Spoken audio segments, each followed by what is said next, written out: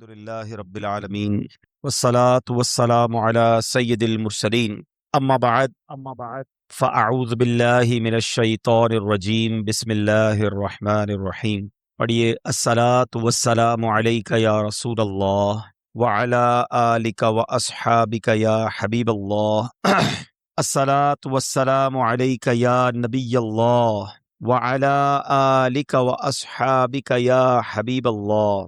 درود پاک پڑھنے کے بے شمار فضائل و برکات ہیں۔ سرور کائنات صلی اللہ تعالی علیہ وسلم کا فرمان عالی شان ہے، زینوا مجالسکم بالصلاۃ علیہ، اپنی مجالس کو مجھ پر درود پڑھ کر آراستہ کرو، فإن صلاتکم علی نور لکم یوم القیامہ، مجھ پر تمہارا درود پڑھنا تمہارے لیے قیامت کے دن نور ہوگا۔ صلو علی الحبیب صلی اللہ تعالی علی محمد صلی اللہ علیہ وسلم۔ قرآن مجید فرقان حمید میں جا بجا ایسی پیاری پیاری باتیں اور اتنے خوبصورت یوں سمجھیے احکامات ہیں، مدنی پھول ہیں کہ انسان پڑھے تو ایمان تازہ ہو جاتا ہے۔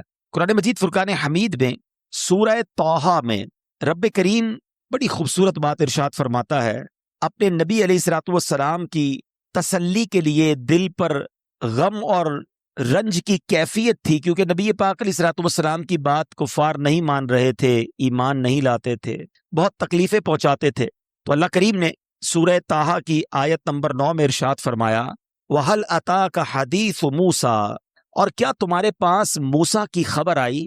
اس کی تفسیر میں علماء نے لکھا کہ پیارے آقا علیہ الصلوۃ والسلام کو یہ یاد دلایا جا رہا ہے کہ آپ کو جو تکلیفیں پہنچ رہی ہیں، حضرت موسیٰ بھی کلیم اللہ تھے، انہیں بھی اللہ کی راہ میں بڑی تکلیفیں اٹھانا پڑی۔ آپ کا ایک واقعہ علماء بیان کرتے ہیں حضرت موسیٰ علیہ الصلوۃ والسلام کا، کہ آپ حضرت شعیب علیہ الصلوۃ والسلام سے اجازت لے کر مدین سے مصر کے لیے روانہ ہوئے اپنی والدہ سے ملنے۔ راستے میں دشمنوں کا خوف تھا تو پراپر راستے کو چھوڑ کر جنگل کے راستے سے آپ نے سفر اختیار کیا۔ راستے میں سردی بہت تھی، سنو فالنگ، برف باری ہو رہی تھی۔ آپ کی جو زوجہ تھی، آپ کی جو وائف تھی، وہ پریگننٹ تھی۔ اچانک آپ کی زوجہ کو پریگننٹ کا جو پریگننسی کا پین ہوتا ہے، درد ہوتا ہے، وہ اٹھ پڑا۔ جنگل بیابان، سردی کی رات، برف باری اور زوجہ اس تکلیف میں، دشمن کا خوف الگ۔ اتنی ٹینشن میں آپ تھے کہ دور سے حضرت موسیٰ علیہ الصلوۃ والسلام کو آگ نظر آئی۔ آج جو ہے ہمیں سردی لگتی ہے تو ہم کمبل اوڑھ لیتے ہیں، جیکٹ پہن لیتے ہیں، ہیٹر لگا لیتے ہیں، وہ زمانہ تو ایسا نہیں تھا۔ آگ بہت بڑی نعمت تھی۔ اب آپ نے اپنی زوجہ سے کہا کہ آپ ادھر ہی ٹھہرے، مجھے دور سے آگ نظر آ رہی ہے، میں جا کر آگ لے کر آتا ہوں، یا تو آگ مل جائے گی یا وہاں کوئی بندہ ہوگا تو اس سے راستہ پوچھ لوں گا۔ جو آپ نے اپنی زوجہ سے کہا، قرآن نے اس کو بھی بیان کیا۔ اللہ قرآن میں فرماتا ہے، اذ رأى نارا فقال لأهلهم كثوا انی آنست نارا لعلی آتیکم منها بقبس او اجد علی النار هدی۔ ترجمہ، جب اس نے ایک آگ دیکھی تو اپنی اہلیہ سے فرمایا، ٹھہرو، وہ بے شک میں نے ایک آگ دیکھی ہے، شاید میں تمہارے پاس اس میں سے کوئی چنگاری لے آؤں یا آگ کے پاس کوئی راستہ بتانے والا ہو۔ اب یہاں دیکھیں، قرآن بار بار جو علماء کہتے ہیں نا، قرآن پڑھیں، قرآن سمجھیں، قرآن سے اتنی مسکنسیپشنز دور ہو جاتی ہیں، اتنے مسائل حل ہو جاتے ہیں۔ بات حضرت موسیٰ علیہ الصلوۃ والسلام کی ہو رہی ہے، مگر اس آیت سے علماء نے ایک بہت ہی زبردست مسئلہ بیان فرمایا۔ ایک مسکنسیپشن کریٹ کی جاتی ہے کہ نبی پاک علیہ الصلوۃ والسلام کے اہل بیت میں، میرے آقا کی اہل بیت میں ازواج مطہرات شامل ہیں کہ نہیں، یعنی جو ہماری امہات المومنین ہیں ان کے بارے میں یہ وسوسہ کریٹ کیا جاتا ہے کہ وہ اہل بیت میں شامل نہیں ہیں۔ اللہ اکبر۔ مفسرین کرام نے قرآن کی اس آیت سے ثابت کیا کہ بیوی جو ہے وہ اہل میں داخل ہے، کیونکہ حضرت موسیٰ نے جو اپنی زوجہ سے بات کی، وہاں لفظ کیا قرآن میں آیا، اذ رأى نارا فقال لأہلہ، اس نے اپنے اہل یعنی اپنی بیوی سے بات کی۔ اللہ اسے قرآن میں بیان فرما رہا ہے، تو نبی پاک کی جتنی ازواج مطہرات ہیں یہ سب اہل بیت میں شامل ہیں۔ یہ ہے قرآن کا نور۔ آپ پڑھتے جائیں تو پرت پرت آپ کے اوپر نالج کے، علم کے دروازے کھلتے ہیں۔ اب ذرا دیکھیے، یہ جب میں واقعہ تفسیر قرآن میں پڑھ رہا تھا، میں اس کو کیوں آج بیان میں شامل کیا یہ بھی آپ کو بتاؤں گا۔ میں جب پڑھ رہا تھا تو یقین کریں جی نہیں چاہ رہا تھا کہ قرآن کو بند کیا جائے، اگلی آیت پڑھوں آگے کیا بیان ہوا، اگلی آیت پڑھوں آگے کیا بیان ہوا۔ آپ ذرا سنیے گا، اب وہ تلاش کرنے آگ گئے تھے مگر ان کو نظر کیا آیا، انہوں نے دیکھا کیا؟ اب دیکھیے گا حضرت موسیٰ کی قسمت. اب قرآن کیا کہتا ہے؟ فَلَمَّا أَتَاهَا نُودِيَ يَا موسیٰ. پھر جب آگ کے پاس آیا، حضرت موسیٰ آگ کے پاس آئے تو انہیں ندا فرمائی گئی، انہیں آواز لگائی گئی، انی انا ربک فاخلع نعلیک انک بالوادی المقدس طوی. فرمایا گیا بے شک میں تیرا رب ہوں تو تو اپنے جوتے اتار دے، بے شک تو پاک وادی طوا میں ہے. آپ تو آگے گئے تو آپ کو ایک روشن درخت نظر آیا، چمکتا ہوا درخت، اس پر انوار و تجلیات کی بارش ہو رہی تھی. حضرت موسیٰ اس درخت کے قریب جاتے، وہ درخت دور ہو جاتا. اب رک جاتے، درخت قریب آ جاتا. اب جتنا قریب جاتے درخت دور ہو جاتا. اور پھر اس درخت سے آواز آئی کہ اے موسیٰ میں تیرا رب ہوں. اللہ کریم نے حضرت موسیٰ سے اس مقام پر کلام فرمایا، اور یہ گویا اللہ کریم کی طرف سے بلاوا تھا آپ کو. آپ اس آگ کی طرف گئے، اور اب کیا فرمایا گیا؟ اے موسیٰ اپنے چپل اتار دے، بے شک تو مقدس وادی طوا میں ہے. آپ ایسی جگہ پہنچ گئے جہاں رب سے ہم کلام ہو رہے ہیں. اللہ اکبر. اب یہاں بھی بہت پیاری پیاری باتیں سیکھنے کو ملی ہیں. کیا کہا گیا؟ جوتے اتار دے. علماء نے، مفسرین نے اس کی وجہ بیان کی کہ اس کی وجہ کیا تھی.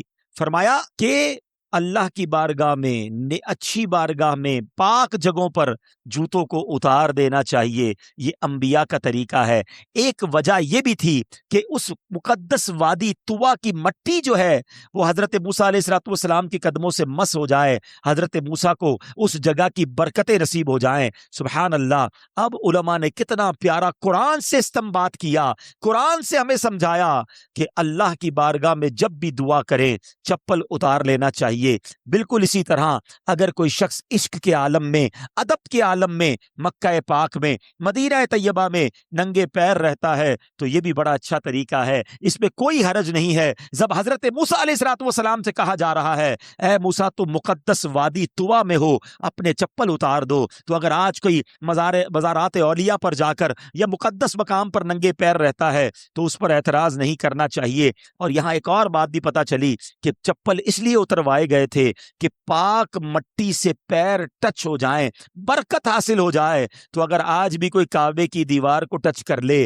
گنبد خضرا یا مدینہ شریف کی دیواروں کو مس کرے، مزارات اولیاء پر برکت کے لیے ہاتھ یا جسم کو ٹچ کرتا ہے، تو اس میں کوئی حرج نہیں ہے. یہ قرآن ہمیں سکھا رہا ہے. سبحان اللہ عز و جل. اور ہمارے بزرگوں کا طریقہ مدینے کے بارے میں، اللہ اکبر. حضرت امام مالک کروڑوں مالکیوں کے پیشوا ہیں. جانتے ہیں امام مالک کو؟ 4 فقہ ہے، حنفی، حنبلی، شافعی اور مالکی. امام مالک کروڑوں مالکیوں کے پیشوا ہیں.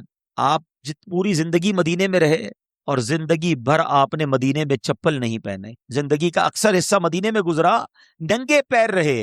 اور اس کے بعد آپ جو ہے رفع حاجت کے لیے، واش روم جانے کے لیے مدینے کی حدود سے باہر جاتے تھے. ایک بار امام شافعی آپ کے پاس آئے رضی اللہ تعالیٰ عنہ.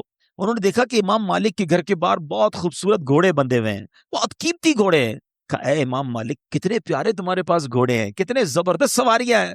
امام مالک کہتے ہیں سارے گھوڑے تم لے جاؤ. امام شافعی سے فرمایا کہ آپ لے جائیں. کہا حضرت ایک تو رکھ لیں اپنے پاس.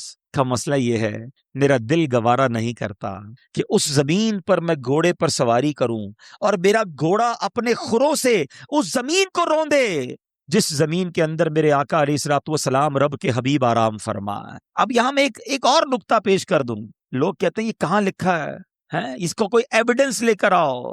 بہت ساری کتابیں دلوں میں لکھی ہوتی ہیں، بہت ساری باتیں دلوں میں ہوتی ہیں. یہ کون سی کتاب میں لکھا تھا کہ امام مالک ننگے پیر مدینے میں رہیں؟ یہ کہاں لکھا ہے کہ امام مالک گھوڑے پر سواری نہ کریں؟ ارے عشق کے دستور نرالے ہوتے ہیں. بڑی پیاری بات عاشق کہتے ہیں نا، ارے نبی پاک سے عشق کرنا یہ ہمارے نصیبوں میں لکھا ہے. تو بہرحال ہر بات کتاب سے دلیل نہیں ہوتی. عشق کا ہر وہ انداز جائز ہے جو شریعت سے نہ ٹکراتا ہو. ہاں ہم خود کنڈیم کریں گے اگر کوئی مزارات اولیاء پر جا کر سجدہ کرتا ہے وہ حرام ہے، اگر کوئی طواف کرتا ہے وہ درست نہیں ہے، لیکن اگر کوئی ادب سے اس جگہ کو مس کرتا ہے، وہاں جا کر برکتیں لوٹتا ہے، تو اس پر بھی اعتراض نہیں کرنا چاہیے. ہم یہ نہیں کہتے جو مدینے میں چپل پہنتا ہے وہ بے ادب ہے، جو سواری پر بیٹھتا ہے وہ بے ادب ہے، لیکن جو نہیں پہنتا اسے بھی تو کچھ نہ کہو. اس کا اپنا عشق ہے، اس کا اپنا انداز ہے. تو بہرحال میرے بیٹھے اسلامی بھائیوں، اب اللہ نے موسیٰ علیہ السلام سے کلام کیا کیا؟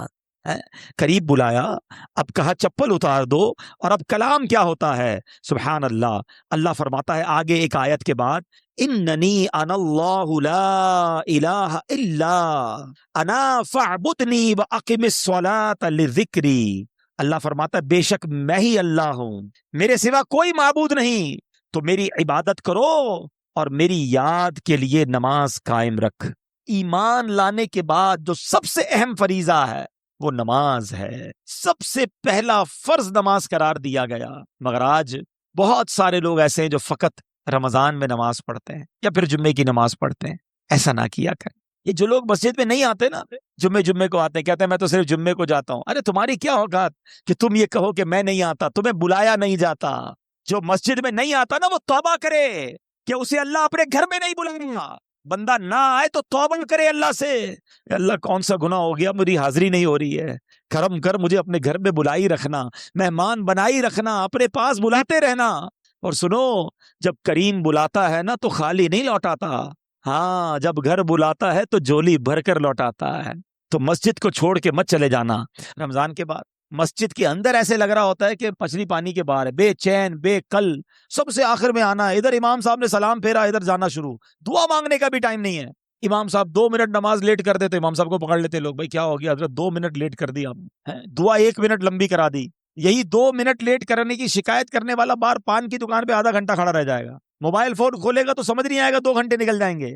اللہ کے گھر میں 1-2 منٹ زیادہ نکلتے تو ٹینشن شروع ہو جاتی ہے۔ پوچھو اپنے دل سے کیوں مسجد پہ قرار نہیں آ رہا؟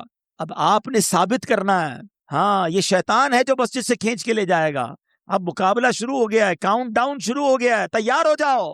اے شیطان تجھے جو کرنا ہے کر لے، ہم مسجد سے دور نہیں ہوں گے انشاءاللہ، ہم روز اللہ کے گھر میں حاضری دیں گے، ہم روزانہ نماز پابندی سے پڑھیں گے انشاءاللہ۔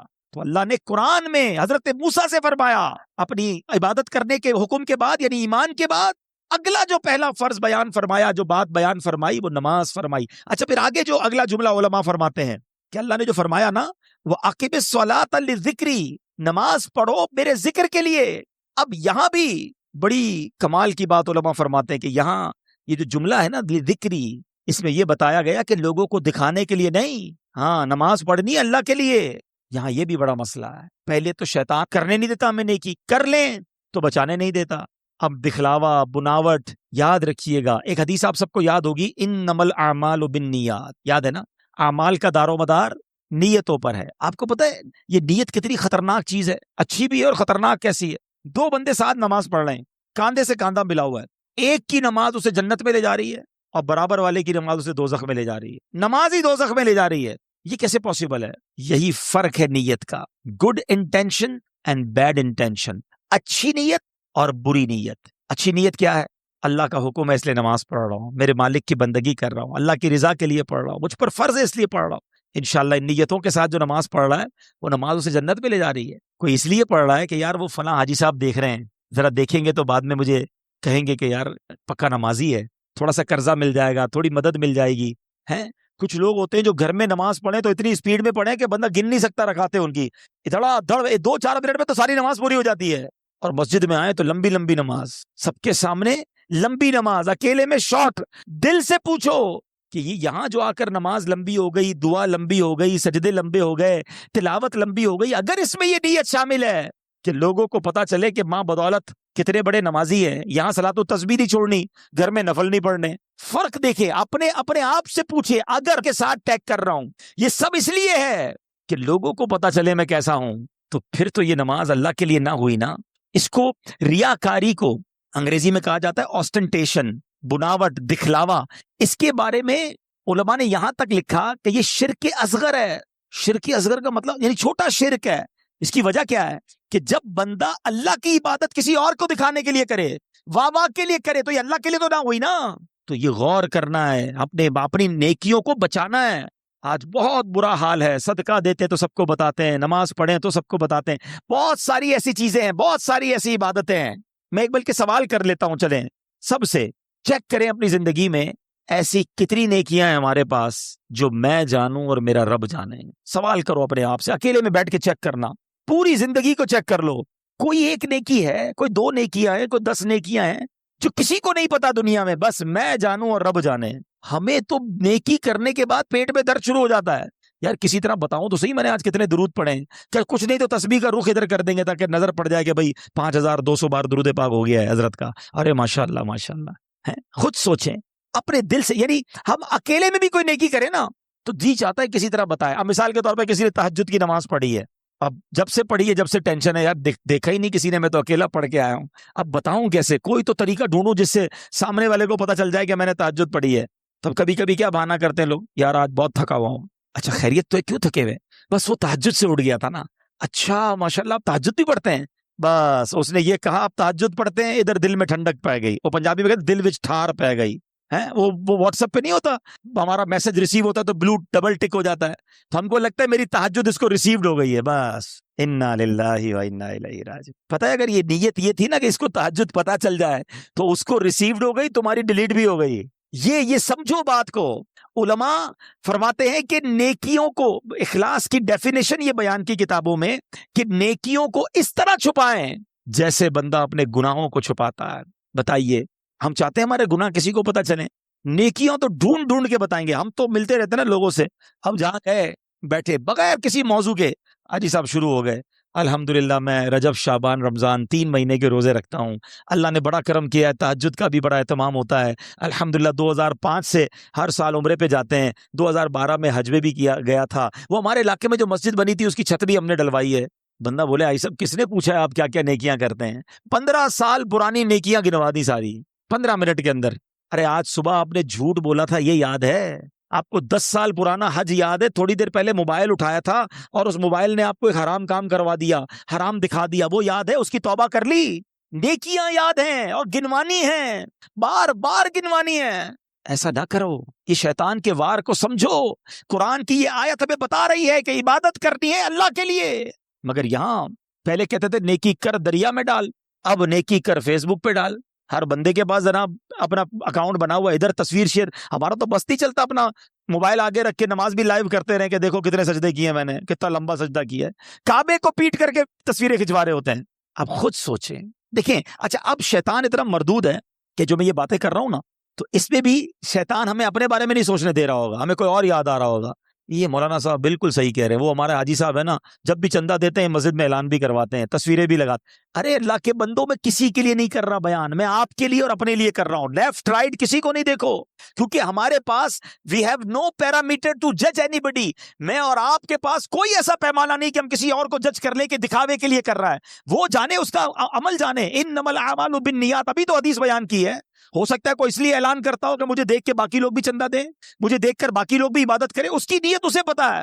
اپنے دل سے پوچھو, میرے دل میں کیوں گھبراہٹ شروع ہو جاتی ہے, ٹینشن شروع ہو جاتی ہے کہ یار کسی طرح کسی بہانے سے بتاؤں تو صحیح میں نے کون سا عمل کیا ہے. پھر سوال پوچھو اپنے آپ سے, ایسی کتنی نیکیاں ہیں جو میں جانوں اور میرا رب جانے؟ اگر نہیں ہے, بالفرض جواب یہ آتا ہے کہ ایک بھی نہیں ہے, تو آج سے تو ایسی نیکیاں کرنا شروع کر دو نا کہ بس میں جانوں اور رب جانے. ایک بار فرشتوں میں ایک بحث شروع ہو گئی کہ اللہ کی سب سے طاقتور پاورفل مخلوق کون سی ہے. ایک فرشتے نے کہا کہ پہاڑ, ماؤنٹینز. پہاڑ تو اللہ نے زمین کو ساکت کرنے کے لیے, زمین کو مضبوط کرنے کے لیے میخوں کی طرح گاڑے ہیں نا, تو پہاڑ بڑے مضبوط ہیں. ایک فرشتے نے کہا نہیں, لوہا. لوہا تو پہاڑ کو بھی کاٹ دیتا ہے. تیسرے نے کہا نہیں, آگ. آگ تو لوہے کو بھی پگھلا دیتی ہے. چوتھے نے کہا پانی. پانی تو آگ کو بھی بجھا دیتا ہے. اگلے نے کہا ہوا. ہوا تو پانی کو بھی بہا کے لے جاتی ہے. Confusion, debate. اب فرشتوں نے کہا اللہ سے ہی پوچھتے ہیں, یا اللہ تو ہی بتا دے, تیری سب سے پاورفل طاقتور مخلوق کون سی ہے؟ سنو رب کی طرف سے کیا ارشاد ہوتا ہے. فرمایا میرا وہ بندہ جو دائیں ہاتھ سے صدقہ کرے اس کے بائیں ہاتھ کو پتہ نہ چلے, وہ میرا سب سے پاورفل بندہ ہے, وہ سب سے طاقتور مخلوق ہے. اس کا مطلب پتہ ہے کیا وہ؟ یہ ہے بڑا مشکل. اگر آسان ہوتا تو اتنا بڑا تھوڑی ٹیگ مل جاتا. ہاں, ادھر چندہ دیا, ادھر ٹینشن شروع. کچھ تو بتا, کچھ تو دعا خاص والی. امام صاحب میں نے پنکھے لگائے, ہم نے افطاری کا انتظام کروایا, ذرا نام لے کر اچھی والی دعا کرانی ہے. سوچ لو, اگر یہ اس لیے ہے, امام صاحب اگر یہ بھی دعا کراتے کہ یا اللہ جس نے افطاری کروائی ہے اس کو جنت کی افطاری عطا فرما دے, جنت کے میوہ عطا فرما دے, تو دعا مل گئی نا تمہیں. یار امام صاحب نام نہیں لیا آپ نے. اب خود سوچے, یہ نام لے کر, اللہ کو نام نہیں پتا تھا, اللہ کو پتا تھا, نمازیوں کو نہیں پتا تھا نا. سب کو پتا کیسے چلے گا کہ میں نے افطاری اتنے خرچہ کیا, آپ نے نام ہی نہیں لیا. ناراض ہوتے ہیں آ کر. ہاں ناراض. ٹھیک ہے ہماری اس مسجد میں شاید نہ ہو ایسا انتظام, ورنہ میں کیا بتاؤں کئی ملکوں میں تو مجھے اچھی طرح یاد ہے, یو کے میں ہم گئے تو وہاں جمعے کی نماز سے پہلے آخری 5 منٹ نارمل مسجدوں میں ایک اہتمام ہوتا ہے. حالانکہ لوگ آتے ہی آخری 5 منٹ میں, یہ تو ٹائم ہوتا ہے بیان کرنے کا, کوئی اچھا پیغام دینے کا, کوئی دین کی بات بتانے کا. اب امام صاحب بیچارے مجبور ہیں, ان کو اتنی لمبی لسٹ ملے گی, وہ 5 منٹ پہلے کھڑے ہو جائیں گے, فلاں حاجی صاحب نے 5 پاؤنڈ دیے ہیں, فلاں نے 10 پاؤنڈ دیے ہیں, فلاں نے 4 پاؤنڈ دیے ہیں, فلاں نے 12 پاؤنڈ. اب اتنی لمبی لسٹ وہ پڑھیں گے. میں تو ایک بار امام صاحب کو کہا, میں نے کہا یہ آپ کیا کرتے ہیں, یہ آخری 5 منٹ تو بیان کرنے کے. کہا کیا کریں حضرت, جس کا لسٹ میں نام نہیں لیتا اگلے جمعے پیسے ہی نہیں دیتا ہے. اب اپنے دل سے پوچھیں, یہ نہ کریں اللہ کی رضا کے لیے. میں جانوں میرا رب, یہ جملہ یاد کر لو آج, ایسی نیکی کرنی ہے کہ میں جانوں میرا رب جان. ہائے ہائے, اس کا مزہ بھی اور ہے. وہ حدیث پاک ہے نا کہ جن کو اللہ کے عرش کا سایہ نصیب ہوگا, جن خوش نصیبوں کو, ان میں ایک خوش نصیب ایسا بھی ہوگا. 7 قسم کی کیٹیگریز ہیں, کبھی موقع ملا تو وہ بیان بھی کریں گے. 7 قسم کی کیٹیگریز ہیں, اس میں ایک قسم کا بندہ وہ ہے کہ جو اکیلے میں رب کو یاد کرے اور اس کی آنکھوں سے آنسو بہ نکلے. ہم اجتماع میں محفلوں میں تو رو پڑتے ہیں, نعت میں بھی آنکھوں میں آنسو آ جاتے ہیں. کبھی اکیلے میں اللہ کو یاد کر کے آنسو بہائے. ہاں اکیلے میں, بس میں جانوں میرا رب جانے. تہجد میں اٹھیں, کونا پکڑ لیں, جانماز بچھائیں, اللہ سے عرض کریں, اپنی گناہوں کی معافی مانگیں, اکیلے میں روئیں. اچھا پھر اکیلے میں رو کر بعد میں بتائیں بھی نہ کسی کو کہ وہ امام صاحب نے, مولانا صاحب نے بیان کیا تھا تو آج میں وہ والا کام کر لیا, میں اکیلے میں رو گیا, تو پھر وہی بات ہو گئی, سب کو بتا دیا. میں جانوں میرا رب جانے. اللہ مجھے بھی ایسی عبادتیں نصیب فرمائے, آپ کو بھی نصیب فرمائے. ایک حدیث سنا دیتا ہوں عید الفطر کے حوالے سے. کیا خوبصورت دن ہے, اور یہ جو لیلۃ الجائزہ جسے کہا گیا, جو چاند رات ہوتی ہے, پلیز یہ رات غفلت میں مت گزاریے گا. حضرت سیدنا عبداللہ ابن عباس رضی اللہ تعالیٰ عنہما کی ایک روایت میں یہ بھی ہے کہ جب عید الفطر کی مبارک رات تشریف لاتی ہے تو اسے لیلۃ الجائزہ یعنی انعام کی رات کے نام سے پکارا جاتا ہے. جب عید کی صبح ہوتی ہے تو اللہ عز و جل اپنے معصوم فرشتوں کو تمام شہروں میں بھیجتا ہے. سنو, عید والے دن اللہ کی طرف سے کیا اہتمام ہوتا ہے, تمام شہروں میں اللہ فرشتے بھیجتا ہے. وہ زمین پر تشریف لا کر سب گلیوں اور راہوں کے سروں پر کھڑے ہو جاتے ہیں. ہر راستے پر فرشتے کھڑے ہوتے ہیں اور اس طرح ندا دیتے ہیں, آواز لگاتے ہیں, اے امت محمد صلی اللہ تعالی علیہ وسلم, اس رب کریم کی بارگاہ کی طرف چلو جو بہت زیادہ عطا کرنے والا اور بڑے سے بڑا گناہ معاف فرمانے والا ہے. پھر اللہ عز و جل اپنے بندوں سے یوں مخاطب ہوتا ہے, اے میرے بندو مانگو کیا مانگتے ہو, میری عزت و جلال کی قسم آج کے روز اس عید کے اجتماع میں اپنی آخرت کے بارے میں جو سوال کرو گے وہ پورا کروں گا, اور جو کچھ دنیا کے بارے میں مانگو گے اس میں تمہاری بھلائی کی طرف نظر فرماؤں گا. ہم عید کے دن اپنی دنیا کے لیے جو مانگیں گے اللہ جو اس میں ہمارے لیے بہتر ہوگا عطا فرمائے گا. میری عزت کی قسم جب تک تم میرا لحاظ رکھو گے میں بھی تمہاری خطاؤں کی پردہ پوشی فرماتا رہوں گا. میری عزت و جلال کی قسم میں تمہیں حد سے بڑھنے والوں یعنی مجرموں کے ساتھ رسوا نہ کروں گا. بس اپنے گھروں کی طرف مغفرت یافتہ لوٹ جاؤ, تم نے مجھے راضی کر دیا اور میں بھی تم سے راضی ہو گیا. تو عید کی رات اور عید کا دن یہ مزدوری ملنے کی رات اور مزدوری ملنے کا دن ہے. کبھی ایسا آپ نے دیکھا ہے کہ جس نوکر کو تنخواہ ملنی ہو اسی دن جا کے سیٹ کو ناراض کر دے, سیٹ کے پاس جائے اور بدتمیزی شروع کر دے, بونس ملنا ہے اور جا کے سیٹ کے ساتھ بدتمیزی شروع کرے. بندہ بولے یار تنخواہ والے دن تو ایسا نہیں کرنا تھا, آج تو بونس ملنا تھا, آج ہی ناراض کر دیا صاحب کو. ارے جس رات مزدوری ملنی ہے وہ رات گناہوں میں گزاریں گے, جس دن مغفرت ملنی ہے عید کے دن وہ عید گانے بازوں میں اور بے حیائی میں گزاریں گے. نہیں میرے بیٹھے اسلامی بھائی, حضرت عمر رضی اللہ تعالیٰ عنہ آپ کا مرتبہ کیا ہے, آپ کے بارے میں آتا ہے کہ حضرت عمر کے بارے میں نبی پاک علیہ الصلوۃ والسلام فرماتے ہیں کہ میرے بعد کوئی نبی ہوتا تو عمر ہوتا, مگر وہ عمر جب ان کے گھر پہ لوگ عید والے دن جا کر دروازہ کھٹکھٹاتے ہیں, آپ دروازہ کھولتے ہیں, آنکھوں میں آنسو ہیں, لوگ کہتے ہیں عمر عید کا دن اور آنکھوں میں آنسو کیسے؟ حضرت عمر جیسی ہستی کیا کہتی ہے؟ آپ کہتے ہیں عید تو اس کی ہوتی ہے جسے معلوم ہو کہ اس کے روزے قبول ہوئے کہ نہیں. عمر نہیں جانتا کہ اس کے روزے قبول ہوئے کہ نہیں. حضرت عمر یہ کہہ رہے ہیں, اور ہم جیسا غافل اگر گناہوں میں عید گزارے تو پلیز اس بار عید میں گناہوں کے سیلاب میں نہیں بہنا, خوشی میں بھی رب کو یاد کرنا ہے, نمازوں کی پابندی کرنی ہے. اللہ پاک ہم سب کو ماہ رمضان کی برکتیں بھی عطا فرمائے. لیلۃ الجائزہ میں جب مزدوری بٹے اللہ ہمیں بھی اپنے کرم کے خزانوں سے عطا فرمائے. عید کے اجتماع میں جب مغفرت کے پروانے تقسیم ہوں میرے مولا ہمیں بھی اس مغفرت کے اعلان سے محروم نہ کیجیو. آمین بجاہ النبی الامین صلی اللہ تعالی علیہ وسلم.